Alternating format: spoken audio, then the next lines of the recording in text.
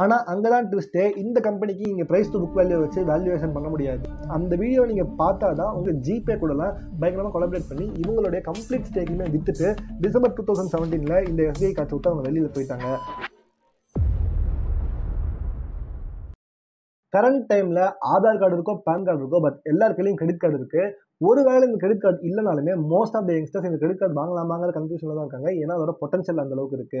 இந்த கிரெடிட் கார்டுல சில பாசிட்டிவ்ஸ் இருக்கு அண்ட் நிறைய நெகட்டிவ்ஸுமே இருக்கு. பட் இந்த நெகட்டிவ்ஸ் எல்லாம் விட்டுட்டு கிரெடிட் கார்டை வாங்குறதுக்கு பதிலாக கிரெடிட் கார்டோட ஸ்டாக் நம்ம வாங்கினா அந்த கம்பெனி நம்ம வாங்கினோம்னா அப்போ நமக்கு எல்லாமே ப்ராஃபிட் தானே நினைச்சீங்கன்னா உங்களுக்காக தான் இந்த video. So welcome back to one minute fundamentals. First of all thank you all. ஏன்னா உங்களுடைய கமெண்ட்ஸ்னால தான் இந்த வீடியோவை நான் பண்றேன். இந்த மாதிரி எந்த ஸ்டாக்கோட ஃபண்டமெண்டல் அனாலிசிஸ் பண்ணணுங்கிறத கீழே கண்டிப்பாக கமெண்ட்ல சொல்லுங்க, நான் ரிப்ளை பண்றேன். நம்ம சேனலை சப்ஸ்கிரைப் பண்ணிட்டு இந்த வீடியோ லைக் பண்ணிக்கோங்க. இப்போ நம்ம வீடியோக்குள்ள போகலாம். So SBI cards and payments இந்த கம்பெனிக்குள்ள வந்தோம்னா இந்தியாவோட லார்ஜஸ்ட் அண்ட் மோஸ்ட் ட்ரஸ்டட் பேங்கான ஸ்டேட் பேங்க் ஆஃப் இந்தியாவோட ஒரு சப்சிடரி கம்பெனி தான் இவங்க. அண்ட் இவங்க கம்ப்ளீட்டாக ஃபோக்கஸ் பண்ணுறது கிரெடிட் கார்ட்ஸை இஷ்யூ பண்ணுறதும் அண்ட் அந்த கிரெடிட் கார்டை மெயின்டைன் பண்ணுறதும் தான். இப்போ இந்த கம்பெனி ஹிஸ்ட்ரிக்குள்ள நம்ம போனோம் அப்படின்னா இவங்களுடைய ஸ்டோரி 1998 சிஇ கேபிட்டல் அப்படிங்கிற ஒரு டைம் ஸ்டார்ட் ஆகுது. ஸோ சிஇ கேபிட்டலும் எஸ்பிஐ பேங்க்கும் ஒன்னா சேர்ந்து நம்ம இந்த மாதிரி கிரெடிட் கார்டு பிசினஸ்க்குள்ள போகலாம் அப்படின்னு சொல்லிட்டு ஆரம்பிக்கிறாங்க. இவங்களுடைய விஷனாவே என்ன இருக்குன்னு பார்த்தீங்கன்னா to provide wide range of world class value added services to Indians. ஏன்னா மோஸ்டா இந்த ஆஸ்திரேலியா, அமெரிக்கா அண்ட் யூரோப்பியன் கண்ட்ரீஸ்லாம் கிரெடிட் கார்டு வச்சு தான் most of the business run ஆகும். பட் நம்ம இந்தியாவில் அதிகமாக இந்த கிரெடிட் கார்டு ரன் ஆகலை. அப்படிங்கிறப்ப இந்த கிரெடிட் கார்ட்ஸை நம்ம இந்தியாவில் மிடில் கிளாஸ் கையில் வரைக்கும் கொண்டு போய் சேர்க்கணும். அது மூலமாக இந்த கிரெடிட் கார்டோட ஆக்சுவல் பொட்டன்ஷியல் என்ன, ரிவார்ட்ஸோட வேல்யூ என்ன அண்ட் ஃபினான்ஷியல் லிட்ரஸினா என்னங்கிறத ஒரு வகையில் மிடில் கிளாஸ் வரைக்கும் போய் சேரணுங்கிறதுக்காக ஆரம்பிச்ச ஒரு கம்பெனி தான் இவங்க. ஸோ இந்த ஜிஇ கேபிட்டல்லாம் யாரு, அவங்க எதுக்காக இங்கே இன்வெஸ்ட் பண்ணாங்கன்னு நான் ரிசர்ச் போகும்போது தான் எனக்கு தெரிஞ்சிச்சு. இவங்களுடைய கம்ப்ளீட் ஸ்டேக்குமே வித்துட்டு டிசம்பர் 2017 இந்த எஸ்பிஐ கார்ட்ஸ் விட்டு அவங்க வெளியில போயிட்டாங்க. அதை யார் வாங்கினாங்கன்னு பார்த்தீங்கன்னா எஸ்பிஐ கார்ட்ஸே இந்த ஸ்டேக்கை வாங்கினாங்க. அது கூடவே கேரியல் குரூப்னு சொல்லிட்டு ஒரு அமெரிக்கன் கம்பெனி இந்த கம்பெனியை வாங்குறாங்க. ஸோ இந்த காரியல் குரூப்புமே அவங்களுடைய ஸ்டேக்கை கொஞ்ச நாள்லயே வித்துட்டு வெளில போயிட்டாங்க. அதை எஸ்பிஐ பேங்க் தான் டைரக்டா வாங்கினாங்க. இதுக்கான முக்கியமான காரணம் நம்ம இந்தியன் பேங்க்ஸ் எல்லாம் எப்படி ஆப்ரேட் ஆகுதுங்கிறத இந்த அமெரிக்கன் பேங்க்ஸ் பார்த்துட்டு இந்த கவர்மெண்ட் கம்பெனிஸ்ல அவங்களுக்கு ஸ்டேக் வச்சுக்கிறது பிடிக்காம வெளில போயிட்டாங்க. இதை புரிஞ்சுக்கிட்ட எஸ்பிஐ நம்மளுடைய கவர்மெண்ட் கம்பெனி மாதிரியே இந்த கார்ட்ஸ் கம்பெனியை வச்சுட்டு இருந்தா அது பெருசா போகாது அப்படின்னு சொல்லிட்டு எஸ்பிஐ பேங்க்ல இருந்து SBI cards and payments private லிமிடெட்னு சொல்லிட்டு அது தனியான ஒரு என்டிட்டியா பிரிக்கிறாங்க. அண்ட் இதை பிரிச்சு ஒரு கம்ப்ளீட் பிரைவேட் செக்டர் பேங்க் மாதிரி இதை நடத்த ஆரம்பிக்கிறாங்க. அதாவது கவர்மெண்ட் எம்ப்ளாயிஸை கவர்மெண்ட் வேலை கொடுக்காம எம்ப்ளாயிஸ் எல்லாமே கிட்டத்தட்ட ஒரு கான்ட்ராக்ட் பேசிஸ்ல ஒரு பிரைவேட் பேங்க் மாதிரி நடத்துறாங்க. இது நடந்ததுலேருந்து இந்த கம்பெனிக்கு ஒரே வெற்றி மேல வெற்றி தான். ஏன்னா 18.5 மில்லியன் கிரெடிட் கார்ட்ஸை இவங்க ப்ரொவைட் பண்ணியிருக்காங்க அண்ட் அதை மெயின்டைன் பண்ணிட்டு வராங்க. So HDFC bank number 1 position இருக்காங்க கிரெடிட் கார்டு செக்மெண்ட்ல. அதுக்கு அடுத்த இடத்துல எஸ்பிஐ கார்டு இருக்காங்க. தேர்ட் பொசிஷன்ல தான் ஐசிஐசிஐ பேங்க், அதுக்கப்புறமா ஆக்சிஸ் அண்ட் ஆர்பிஎல் பேங்க் வராங்க. ஸோ இவங்களுடைய பிரைவேட் கம்பெனியா என்டிட்டியா ஃபார்ம் பண்ணதுனாலேயே பிரைவேட் பேங்க்ஸ் கூட காம்படிட்டிவான ஒரு செக்மெண்ட்குள்ள இந்த எஸ்பிஐயால போக முடிஞ்சது. ஒரு அட்வான்டேஜான விஷயமாவே இந்த பேங்க்கு நம்ம பார்க்கலாம். ஸோ இந்த அளவுக்கு ப்ராப்பராக ஒரு பிரைவேட் கம்பெனி மாதிரி இவங்க நடத்துறாங்க அப்படின்னா இவங்களுடைய பிஸ்னஸ் மாடல் என்ன அப்படிங்கிறத நம்ம புரிஞ்சுக்கணும்னா அதுக்கு நம்ம எஸ்பிஐயோட பிஸ்னஸ் மாடலுமே புரிஞ்சுக்கிட்டாகணும். ஸோ இந்த எஸ்பிஐ பேங்க் பார்த்தீங்கன்னா ரீட்டைல் பேங்கிங்ல 37% இன்கம் வச்சிருக்காங்க. கார்பரேட் பேங்கிங்லேருந்து ஒரு 29% எடுக்கிறாங்க. அதை தவிர treasury operations, rural and agricultural banking and industrial பேங்கிங்லேருந்து மற்ற இன்கம்ஸ் எடுக்கிறாங்க. இதுல இந்த ரீட்டைல் பேங்கிங்கிற ஒரு செக்மெண்ட்குள்ளேயே எஸ்பிஐ ஜெனரல் இன்சூரன்ஸ் வருவாங்க, எஸ்பிஐ லைஃப் இன்சூரன்ஸ் வருவாங்க. இதை தவிர எஸ்பிஐ ஹவுசிங் பேமெண்ட்ஸ் லிமிடெட்னு ஏகப்பட்ட குட்டி குட்டி சப்சிடி கம்பெனிஸ் ரீட்டைல்குள்ளேயே இருக்கு. அதுல கிரெடிட் கார்டு செக்மெண்ட் தான் இந்த SBI cards and payment services. So இப்போ இந்த கிரெடிட் கார்டுக்குள்ள என்னதான் யூனிக் பிஸ்னஸ் இருக்குங்கிறது நம்மளால ஆக்சுவலாக அனலைஸ் பண்ண முடியாது. ஏன்னா எஸ்பிஐக்கு இந்த கிரெடிட் கார்டு வந்து ஒரு முக்கியமான செக்டர் கிடையாது. எஸ்பிஐயோட இன்கம்ல ரொம்பவே மைன்யூட் போர்ஷன் தான் இந்த கிரெடிட் கார்டுலேருந்து வருதுங்கிறதுனால அவங்களுடைய பேசிக் பிஸ்னஸ் மாடல்லையே இந்த கிரெடிட் கார்டை ஒரு செகண்டரி இல்லை தேர்டரி பொசிஷன் தான் வருது. ஸோ இவங்களோட யூனிக் பாயிண்ட் நம்ம கண்டுபிடிக்க முடியலாலும் பேசிக்காக ஒரு கிரெடிட் கார்டு கம்பெனி எப்படி ஆக்ட் ஆகுமோ அதை நம்ம இவங்களுடைய பிஸ்னஸ் மாடலை எடுத்துக்கலாம். அதுபடி பார்த்தோம்னா ஆப்வியஸாக ரிவார்ட்ஸ் அண்ட் லாயல்ட்டி ப்ரோக்ராம்ஸ் மூலமா இவங்களுடைய கஸ்டமர் பேஸ் இவங்க டெவலப் பண்ணுறாங்க. அண்ட் கோ பிராண்டிங் பார்ட்னர்ஷிப்ஸ் மூலமா இவங்களுடைய கஸ்டமர்ஸ்க்கு இவங்க வேல்யூ ப்ரொவைட் பண்ணுறாங்க. அது எப்படின்னு பார்த்தீங்கன்னா பிபிசிஎல், அதாவது பாரத் பெட்ரோலியம் கார்பரேஷன் லிமிடெட், ஆப்வியஸாக அதுவும் கவர்மெண்ட் கம்பெனி, அது கூட ஒரு டைப் பண்ணி இவங்களுடைய சர்வீசஸ் அதிகமாக புஷ் பண்ணுறாங்க. ஸோ அடுத்தது Etihad Airways, Vistara airways, big bazaar, IRCTC lifestyle retail கூட ஒரு கோஆபரேஷன் வச்சிருக்காங்க. அண்ட் ஈவன் ஃபெடரல் பேங்க் கூட இவங்க பார்ட்னர்ஷிப் வச்சிருக்காங்க. இதை தாண்டி இவங்க அமெரிக்கன் கம்பெனிஸ் கூட நிறைய கொலாப் வச்சிருக்காங்க. முக்கியமாக இந்த ஜிபே கூடலாம் பயங்கரமாக கொலாபரேட் பண்ணி இவங்களுடைய பிசினஸ் பிஸ்னஸை ப்ரமோட் பண்ணிட்டு இருக்காங்கன்னு சொல்லலாம். ஸோ அவங்க ப்ரொமோஷன் யூஸ் பண்ணக்கூடிய பிராண்டிங் ஸ்ட்ராட்டஜிஸ் என்ன அண்ட் எக்ஸ்பென்ஷன் பிளான்ஸ் என்ன அப்படின்னு பார்த்தோம்னா, இவங்களுடைய முக்கியமான branding strategy trust and reliability தான். ஸோ கவர்மெண்ட் ஆஃப் இந்தியா அப்படின்னு சொன்னோடனே மக்களோட மொத்த டெபாசிட் பண்ணுவோமே இவங்ககிட்ட தான் இருக்குது. ஸோ இந்த எஸ்பிஐயோட ட்ரஸ்ட்டை அப்படியே வச்சுட்டு அதுதான் இவங்களுடைய பிராண்டிங் பாயிண்டாகவே வச்சுட்டு இருக்காங்க. இவங்களுடைய எக்ஸ்பென்ஷன் பிளான் எப்படி இருக்குன்னு பார்த்தீங்கன்னா, இவங்க அர்பன்லையும் ரூரல்லையும் சைமல்டேனியஸில் பெனிட்ரேட் பண்ணிட்டு இருக்காங்க. ஏன்னா இவங்களுடைய ட்ரஸ்ட் எல்லா இடத்துலையுமே ஈக்குவலாக இருக்குங்கிறதுனால இவங்களுக்கு இந்த ஒரு ஆப்பர்ச்சுனிட்டி கிடைக்குது. முக்கியமாக மிடில் கிளாஸில் ஈவன் வில்லேஜஸில் கிரெடிட் கார்டு யூஸ் பண்ணுறதுக்கு ஒரு முக்கியமான ரோலை இந்த பேங்க் ப்ளே பண்ணிட்டு இருக்காங்க. அடுத்தது இவங்ககிட்ட ஆர்எம்னு சொல்லிட்டு ஒரு ப்ரீமியம் செக்மெண்ட் கிரெடிட் கார்ட்ஸுமே இருக்குது. ஸோ இந்த ப்ரீமியமைசேஷன் மார்க்கெட்டில் இந்த டைமில் எந்த அளவுக்கு இம்பார்ட்டன்ஸ் இருக்குன்னு உங்களுக்கே தெரியும். ஸோ அதுலேயுமே இவங்க ஃபோக்கஸ் பண்ணுறாங்கிறது ரொம்பவே நல்ல விஷயமா நம்ம பார்க்கலாம். பட் இந்த பேங்க்குக்கான ஒரு மேஜர் ப்ராப்ளம் என்னன்னு பார்த்தீங்கன்னா அன்செக்யூர் லோன்ஸ் தான். இவங்க கிட்ட வரக்கூடிய எந்த ஒரு லோனுமே ஒரு செக்யூர்டான லோன் கிடையாது. எந்த ஒரு அசட் பேக்கிங்குமே இல்லாமல் தான் இவங்க எல்லா லோனுமே கொடுத்தாகணும். ஸோ அந்த வகையில் இது என்னதான் பெரிய ப்ராப்ளமாக இருந்தாலும் ஒருத்தரால இந்த அன்செக்யூர் லோன்ஸை பக்காவாக ஹேண்டில் பண்ண முடியும் அப்படின்னா அது கண்டிப்பாக எஸ்பிஐ தான். ஏன்னா இவங்க கவர்மெண்ட் பேங்க் என்னார்மஸ் கேஷ் ஃப்ளோ இருக்குது, எல்லா பப்ளிக் டெபாசிட்டுமே இருக்குது அண்ட் இவங்க நினச்சா மணியவே அச்சடிக்க முடியும். அப்படிங்கிறப்ப இவங்களுக்கு இது ரொம்பவே ஒரு சாதாரணமான விஷயமா இருக்குது. பட் இந்த அன்செக்யூர்ட் லோன்ஸில் மற்ற கம்பெனிஸ்லாம் எப்படி ஃபோக்கஸ் பண்ணுறாங்கிறதுக்கு இந்த கம்பெனியோட இண்டஸ்ட்ரி அனாலிசிஸ்குள்ளே போனோம்.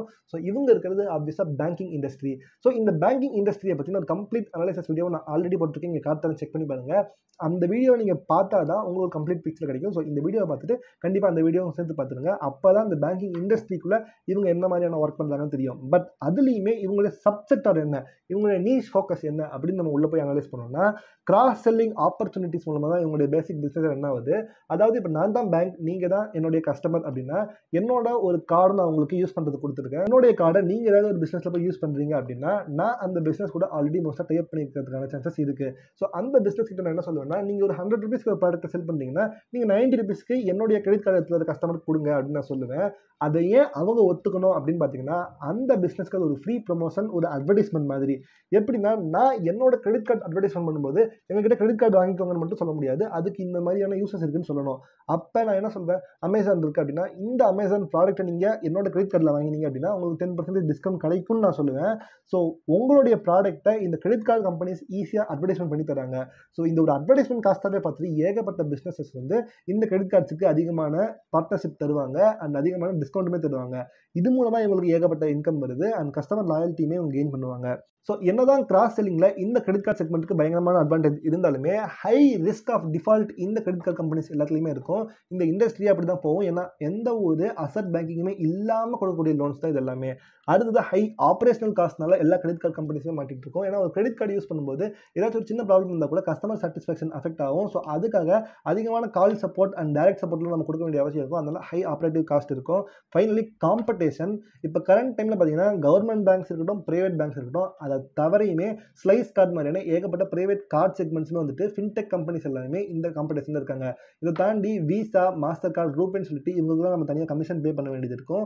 அண்ட் ஃபைனலி கிரெட் மாதிரியான சில பேமெண்ட் அப்ளிகேஷனுமே இந்த கம்பெனிஸோட காம்படிஷனில் வந்திருக்காங்கிறப்ப ஒரு ஹைலி காம்படிட்டிவ் செக்டர் தான் இது. ஸோ இந்த காம்படிஷனில் இந்த கம்பெனி எப்படி அவுட் சைன் பண்ண போகிறாங்கிறத நம்ம இவங்களுடைய ப்ரொமோட்டர் அனாலிசிஸ்லேருந்து பார்க்கலாம். ஸோ ப்ரொமோட்டர் அனாலிசிஸ்ல வந்தோம்னா இவங்க ஆப்வியஸாக கவர்மெண்ட் ஆஃப் இந்தியாவோட ஒரு கம்பெனி. ஸோ இந்த கவர்மெண்ட் ஸ்டாக்ஸை நம்ம வாங்கலாமா வேண்டாமா, என்னதான் இவங்க பிரைவேட் கம்பெனி மாதிரி நடத்தினாலும் அது மேனேஜ்மெண்ட் மட்டும் தான். பட் ப்ரொமோட்டர் ஸ்டில் கவர்மெண்ட் தாங்கிறப்ப இந்த கவர்மெண்ட் கம்பெனிஸாக வாங்குறதுக்கான சில எக்ஸப்ஷன் ரூல்ஸ் எல்லாத்தையுமே சொல்லிட்டு இந்த வீடியோவில் நான் கொடுத்துருக்கேன். அந்த கவர்மெண்ட் கம்பெனியோட அனாலிசிஸ் வீடியோவும் இண்டஸ்ட்ரி அனாலிசிஸ் வீடியோவும் சேர்த்து பார்க்கும்போது தான் உங்களுக்கு ஒரு கம்ப்ளீட் இன்வெஸ்ட்மெண்ட் டிசிஷன் எடுக்க முடியும். ஸோ கண்டிப்பாக அந்த வீடியோமே நீங்கள் செக் பண்ணி பாருங்க. ஸோ இப்போ இவங்களுடைய மேனேஜ்மெண்ட் அனாலிசிஸ்குள்ளே வந்தோம் அப்படின்னா இந்த கம்பெனி ஒரு பிரைவேட் கம்பெனி மாதிரி நடத்துகிறாங்க, என்னதான் கவர்மெண்ட் கம்பெனியாகவே இருந்தாலும். ஸோ எம்ப்ளாயீஸ் எல்லாமே ஒரு டார்கெட் ஓரியன்டாக ஃபோக்கஸோட ரன் பண்ணுறாங்கிறப்ப இது ரொம்பவே நல்ல விஷயமா இருக்குது compared to other government companies. அதை தவிர இவங்களுடைய புது சிஇஓவான ராமமோகன் ராவ்ங்கிறவர் ஒரு பேங்கிங் எக்ஸ்பர்டைஸில் எக்ஸ்பீரியன்ஸ் அதிகமாக வச்சிருக்கிறப்ப இந்த கம்பெனியோட மேனேஜ்மெண்ட்டை பொறுத்த வரைக்கும் ரொம்பவே பாசிட்டிவாக இருக்குன்னே சொல்லிக்கலாம். ஸோ அடுத்தது இந்த கம்பெனியோட ரெவன்யூ ஸ்ட்ரீம்ஸ் அண்ட் இன்கம் ஸ்ட்ரீம்ஸ்குள்ளே வந்தோம் அப்படின்னா இவங்களுடைய கார்டு ஹோல்டர் ஃபீஸ்லேருந்து உங்களுக்கு மோஸ்ட் ஆஃப் த ரெவன்யூ வருது. அதாவது என்னோட கார்டை நான் யூஸ் பண்ணுறதுக்கு உங்கள்கிட்ட இருந்து இயர்லி ஒரு ஃபீஸ் கலெக்ட் பண்ணுவேன், அதில் இவங்களுக்கு அதிகமான இன்கம் வருது. அடுத்தது இன்ட்ரெஸ்ட் இன்கம், அதாவது அந்த கிரெடிட் கார்டை யூஸ் பண்ணி நீங்கள் ஒரு வேளை இஎம்ஐ எடுத்தாலோ அந்த கிரெடிட் கார்டோட ஆக்சுவலான காஸ்ட்டை நீங்கள் பே பண்ணாமல் விட்டாலோ ஒரு 30% வரைக்கும் என்னால் இன்ட்ரெஸ்ட் போட முடியும். ஸோ அந்த இன்ட்ரெஸ்ட்லேருந்து இந்த எஸ்பிஐ கார்ட்ஸுக்கு ஒரு பயங்கரமான இன்கம் வருது. அடுத்தது மர்ச்சன்ட் கமிஷன்ஸ். ஸோ ஆல்ரெடி நான் சொன்ன மாதிரி மற்ற பிஸ்னஸ் கூட கொலாபரேஷன் மூலமாக அதிகமான இன்கம் இவங்க எடுக்கிறாங்க. அண்ட் அதர் இன்கம்ஸில் முக்கியமாக இன்சூரன்ஸ் ப்ராடக்ட்ஸ் மூலமாக இந்த கிரெடிட் கார்ட்ஸ்க்கு அதிகமான இன்கம் வருது. ஸோ ஃபைனலி நம்ம பேலன்ஸ் ஷீட்குள்ளே போனோம்னா நார்மலாக நான் 2 வீடியோ போடுவேன். பட் இப்போ ஒரே வீடியோவில் முடிக்கிறதுக்கு காரணம் என்னன்னு பார்த்தீங்கன்னா, இந்த கம்பெனிக்கான promoter analysis and industry analysis nearly ஒரு 5 மினிட்ஸ்க்கான வீடியோ நம்ம ஸ்கிப் பண்ணுறோம். ஏன்னா அதுக்கு தனித்தனியாக 2 வீடியோஸ் இருக்குது. ஸோ அதை பார்க்கும்போது உங்களுக்கு கம்ப்ளீட் பிக்சர் கிடைச்சிடும். ஸோ இப்போ நம்ம இந்த கம்பெனியோட பேலன்ஸ் ஷீட்குள்ளே வந்தோம்னா இவங்க கிட்ட 58,171 crores அசெட் இருக்குது. இவங்க கிட்ட தான் எந்த ஒரு செக்யூர்ட் லோன்ஸுமே இல்லையா. அப்போ என்ன அசெட் வச்சிருக்காங்கன்னு பார்த்தீங்கன்னா, இவங்க கொடுத்த எல்லா கடனை தான் இவங்க அசெட்னு சொல்லி மென்ஷன் பண்ணுறாங்க. ஸோ இந்த கடன் திருப்பி வருமா வராதாங்கிறதே ஒரு கொஸ்டின் மார்க் தான். ஸோ இப்போ நம்ம ஸ்க்ரீனுக்குள்ளே போனோம் அப்படின்னா இவங்களுடைய மார்க்கெட் கேப் 68,047 இருக்குது. ஆப்வியஸாக ஒரு லார்ஜ் கேப் கம்பெனி. இவங்களுடைய கரண்ட் ப்ரைஸ் 716 இருந்தாலுமே புக் வேல்யூ 127 தான் இருக்குது. நான் தான் எப்பவுமே சொல்லுவேன், ஃபைனான்ஷியல் கம்பெனிஸ்க்கும் பேங்கிங் கம்பெனிஸ்க்கும் எப்பவுமே நம்ம ப்ரைஸ் டு புக் வேல்யூ தான் பார்க்கணும். ஏன்னா ப்ரைஸ் டு ஈக்விட்டி வேல்யூவில் எப்பவுமே ரொட்டேஷனில் தான் இவங்க பிஸ்னஸ் பண்ணுறாங்கிறப்ப இவங்ககிட்ட ப்ராடக்ட் இல்லை, மணி தான் இவங்களோட ப்ராடக்ட்டுங்கிறதுனால இவங்ககிட்ட எவ்வளோ அசட்ஸ் இருக்குங்கிறத பொறுத்து தான் நம்மளால் அண்டர் வேல்யூடாக ஓவர் வேல்யூங்கிறத பார்க்க முடியும். பட் இங்கே ப்ராப்ளம் என்னன்னா இவங்களுடைய புக் வேல்யூ 5.63 இருக்கு. ஒரு ஹைப்பர் ஓவர் வேல்யூடாக தான் இது காமிக்குது. ஆனால் அங்கே தான் ட்விஸ்டே, இந்த கம்பெனிக்கு நீங்கள் ப்ரைஸ் டு புக் வேல்யூ வச்சு வேல்யூவேஷன் பண்ண முடியாது. அண்ட் இந்த கம்பெனியை நீங்கள் கேபிட்டல் அடிக்விசி ரேஷியோ அந்த காரை வச்சு நீங்கள் அனலைஸ் பண்ண முடியாது.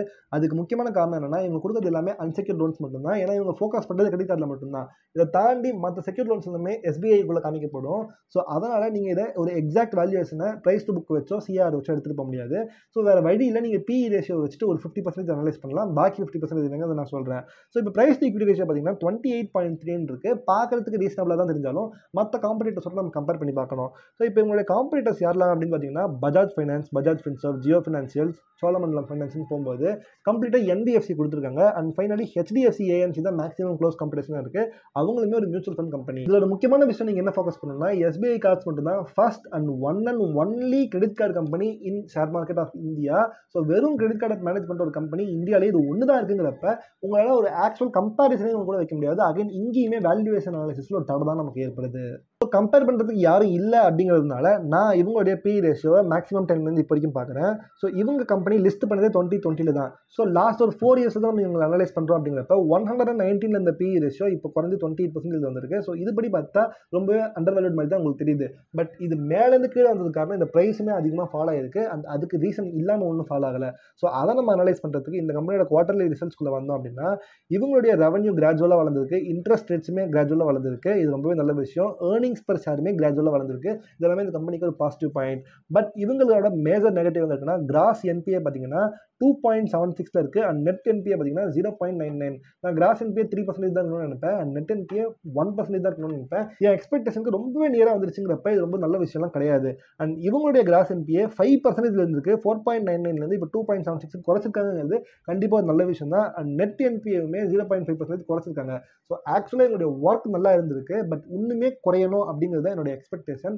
பட் அகெயின் ஒரு கிரெடிட் கார்டு பிஸ்னஸ்க்கு பேலன்ஸ் ஷீட் இப்படி தான் இருக்கும். ஏன்னா இவங்க கொடுக்குறது எல்லாமே அன்செக்யூர்ட் லோன்ஸுங்கிறப்ப இந்த மாதிரியான பேலன்ஸ் ஷீட்டை நீங்கள் ஃபேஸ் பண்ண தயாராக இருந்து தான் ஆகணும். இவங்களுடைய காம்பவுண்டட் சேல்ஸ் growth பார்த்தீங்கன்னா 28% இருக்குது. காம்பவுண்டட் ப்ராஃபிட் growth 23% இருக்குது. பட் ஸ்டாக் ப்ரைஸ் கேகருமே ரிட்டர்ன் ஆன் ஈக்விட்டியுமே கிளியராக கொடுக்கப்படல. ஏன்னா இவங்க லிஸ்ட் பண்ணியே 3 வருஷம் தான் ஆகுதுங்கிறப்ப ஒரு கம்ப்ளீட் பிக்சர் இங்கேயுமே நமக்கு கிடைக்காது. அகைன் இதுவுமே ப்ராப்ளம் தான். ஸோ இது காரணமாகவே நம்மளால ROE ROC-லாம் ஒரு மேஜர் மெட்ரிக்காக இந்த கம்பெனிக்கு நம்மளால் எடுக்க முடியாது. ஸோ அதனால் நான் ஷேர் ஹோல்டிங் படங்களை டேரெக்டாக போகிறேன். இந்த கம்பெனியோட ப்ரொமோட்டர்ஸ் கிட்ட 68% ஷேர் ஹோல்டிங்ஸ் இருக்குது. FAI கிட்ட 8.59% இருக்குது. ஒரு கவர்மெண்ட் கம்பெனிக்கு இந்த அளவுக்கு FAI ஸ்டிக் இருக்கிறது ரொம்பவே நல்ல விஷயம் தான். அண்ட் DII-க்கு 16.68% ஹோல்டிங்ஸ் இருக்குது. இவ்வளோ DII ஹோல்டிங்ஸாக என்னன்னு பார்க்கும்போது தான் இந்த கம்பெனியோட மேஜர் ஹோல்டிங்ஸ் DII மூலமாக லைஃப் இன்சூரன்ஸ் கார்பரேஷன் தான் வச்சிருக்காங்க. அதாவது LIC, அதாவது கவர்மெண்ட் ஆஃப் இந்தியா கம்பெனி தான். ரெண்டுமே இந்த பேக்கெட்டில் போட்டு அந்த பேக்கெட்டில் பில் எடுக்கிற மாதிரி தான். பெரிய வித்தியாசம் எதுவுமே இல்லை. ஸோ நீங்கள் இதை ஒரு மேஜர் கன்சிடரேஷனாகவே பார்க்க முடியாது. ஃபைனலி பப்ளிக் ஹோல்டிங்ஸ் எவ்வளோ இருக்குன்னு பார்த்தீங்கன்னா 6.09 நியர்லி 7% இருக்குது. இதை நீங்கள் வந்து ஒரு பெரிய விஷயமா பார்க்க முடியாது. ஏன்னா இந்த இடத்துல ப்ரொமோட்டர் வந்து கம்ப்ளீட்டாக இந்த ஸ்டாக்ஸ் எல்லாமே விற்று ஓடி போக முடியாது. ஏன்னா கவர்மெண்ட் ஆஃப் இந்தியா தான் ப்ரொமோட்டருங்கனால. பட் இங்கே ஒரு ப்ராப்ளம் என்னன்னா 2021 11% இந்த பப்ளிக் ஹோல்டிங்ஸ் கொஞ்சம் கொஞ்சமாக குறைஞ்சி 5% வந்துச்சு. மறுபடியும் இப்போ 7% வந்திருக்கு. ஸோ கவர்மெண்ட்டே எப்படின்னா இந்த ஸ்டாக்ஸை கொஞ்சமாக பப்ளிக் கையில் புஷ் பண்ணிட்டு திருப்பி வாங்குறாங்க. அந்த மாதிரி ஒரு சைக்கிளிக் பீரியட் தான் போயிட்டு இருக்குங்கிறப்ப இங்கேயுமே வேல்யூவேஷனில் ஒரு ப்ராப்ளம் தான் வருது. ஸோ கம்ப்ளீட்டாக இந்த கம்பெனியை அண்டர் வேல்யூடா ஓவர் வேல்யூடாங்கிறத நம்மளால எக்ஸாக்டாக எவாலுவேட் பண்ண முடியல. ஏன்னா இவங்களுடைய PE ரேஷியோ PB ரேஷியோலாம் வச்சு இவங்க பார்க்க முடியாது.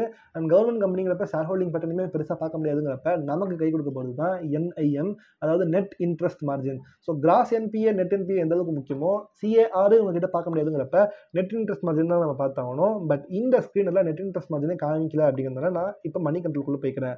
ஸோ நெட் ப்ராஃபிட் மார்ஜின் பர்சன்டேஜாக பார்த்துட்டு இவங்களுக்கு 14.9% கொடுத்துருக்காங்க. அந்த அளவுக்கு ஸ்டாக் ப்ரைஸ் க்ரோத் ஆச்சான்னு பார்த்தா அதுதான் இல்லை. ஸோ கன்க்ளூசிவாக நான் என்ன சொல்ல வரேன்னா, இவங்க ஒரு ரிஸ்க் ரிவார்ட் கம்பெனியாக கூட நீங்கள் பார்க்க முடியாது. ஏன்னா இவங்க கிட்ட எடுக்கிற ரிஸ்க்கு இவங்ககிட்ட ரிவார்ட் வருமாங்கிறதே ஒரு கொஸ்டின் மார்க் தான். இது ஒரு கம்ப்ளீட் பெட் மாதிரி தான். வந்தால் ஒன்று வராட்டி இல்லை. ஏன்னா நம்மளால ஒரு எக்ஸாக்ட் வேல்யூவேஷனே பார்க்க முடியல. இது ஓவர் வேல்யூடாங்க ஒரு கம்ப்ளீட் பிக்சர் நமக்கு கிடைக்கவே இல்லை. இதுக்காக நான் சில யூடியூப் வீடியோஸ்மே போய் செக் பண்ணி பார்த்தேன், வேற யாராவது வேல்யூட் பண்ணியிருக்காங்கன்ட்டு. ஸோ எல்லாருமே சொல்கிற அதே ஆன்சர் தான் நானும் உங்களுக்கு சொல்லி ஆகணும். என்னன்னா, நீங்கள் கிரெடிட் கார்டு பிஸ்னஸ் வளரும், இந்தியாவில் கிரெடிட் கார்டு அதிகமாக சேல்ஸ் ஆகும்னு நினச்சிங்க அப்படின்னா இவங்களுடைய ஃபியூச்சர் மேலே தான் நீங்கள் பெட் பண்ண முடியும். ஒரு எக்ஸாக்ட் வேல்யூவேஷன் நீங்கள் எடுத்துக்க முடியாது. ஸோ உங்களுக்கு இந்த கிரெடிட் கார்டு பிஸ்னஸ் மேலேயும் இந்தியாவோட கிரெடிட் கார்டு செக்மெண்ட் பெனிட்ரேஷன் மேலேயுமே உங்களுக்கு நம்பிக்கை இருந்துச்சு அப்படின்னா, அண்ட் இந்த எஸ்பிஐ கார்ட்ஸ் தனி மேனேஜ்மெண்ட் லெவலில் வச்சுட்டு இந்த கம்பெனியை முன்னேற்றி எடுத்துட்டு போவாங்கன்னு நினச்சிங்கன்னா நீங்கள் இந்த ஸ்டாக் மேலே ஒரு சின்ன பெட் பண்ணலாம். பட் அதை தவிர ஒரு ஃபண்டமெண்டலி பார்த்துட்டு இந்த கம்பெனிக்குள்ளே போக முடியாது. ஸோ ஒரு ஃபியூச்சருக்காக ஒரு சின்ன போர்ஷன் ஆஃப் உங்களுடைய போர்ட்ஃபோலியோ வேணால் இந்த கம்பெனி கலெக்ட் பண்ணிக்கலாம். ஸோ இவ்வளோ என்னோட அனாலிசிஸ். உங்களோட அனாலிசிஸை கம்ப்ளீட்டாக பண்ணிவிட்டு நீங்கள் உங்களோட இன்வெஸ்ட்மெண்ட் டிசிஷன் எடுத்துக்கோங்க. நம்ம சேனலை சப்ஸ்கிரைப் பண்ணி இந்த வீடியோ லைக் பண்ணிக்கோங்க. உங்களுடைய பேங்கிங் செக்டர் அனாலிசிஸ் வீடியோ இங்கே இருக்குது. அண்ட் ப்ரொமோட்டர் அனாலிசிஸில் கவர்மெண்ட் ஸ்டாக்ஸ் வாங்கலாமாங்கிற வீடியோ இங்கே இருக்குது. ஸோ நெக்ஸ்ட் வீடியோவில் பார்க்கலாம். பை பாய்.